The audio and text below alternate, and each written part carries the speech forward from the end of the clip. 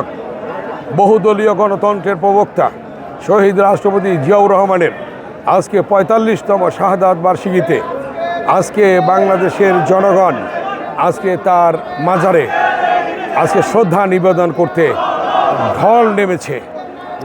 লক্ষ্য উদ্দেশ্য একটি, এদেশের মুক্তিযুদ্ধে যিনি রণাঙ্গনে মুক্তিযুদ্ধ করে এদেশের স্বাধীনতা অর্জন করেছেন, আমাদের লক্ষ্য উদ্দেশ্য একটি, আজকে তার শাহাদাত বার্ষিকীতে আমাদের অঙ্গীকার করতে হবে যে কোনো মূল্যে বাংলাদেশের স্বাধীনতার সার্বভৌমত্ব আমরা অক্ষুণ্ণ রাখব ইনশাল্লাহ। এবং মহান স্বাধীনতার ঘোষক শহীদ রাষ্ট্রপতি জিয়াউর রহমানের যে কর্মসূচি ছিল, সেই কর্মসূচিগুলি আজকে মাননীয় প্রধানমন্ত্রী নির্বাচনের পূর্বে এই কর্মসূচিগুলির কথা ঘোষণা করেছিলেন। ফ্যামিলি কার্ড, কৃষক কার্ড, ইমাম মুয়াজ্জিন খতিবদের জন্য এবং পুরোহিতদের জন্য সম্মানী ভাতা সহ, কৃষকদের 10,000 করে টাকা কৃষি ঋণ মওকুফ সহ, খাল খনন সহ বিভিন্ন কর্মসূচি হাতে নিয়েছেন। এসব কর্মসূচি বাস্তবায়নের মধ্য দিয়ে বাংলাদেশ আবার নতুন করে স্বাবলম্বী হবে।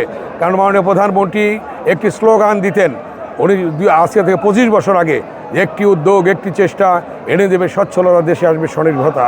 সেই স্বনির্ভর বাংলাদেশ গড়ে তোলার জন্যে আজকে আমাদের মাননীয় প্রধানমন্ত্রী যে কর্মকাণ্ড পরিচালিত করছেন, তাকে সহায়তার মধ্য দিয়ে এই বাংলাদেশকে এগিয়ে নিয়ে যেতে হবে, নতুন বাংলাদেশ গড়ে তুলতে হবে। ধন্যবাদ।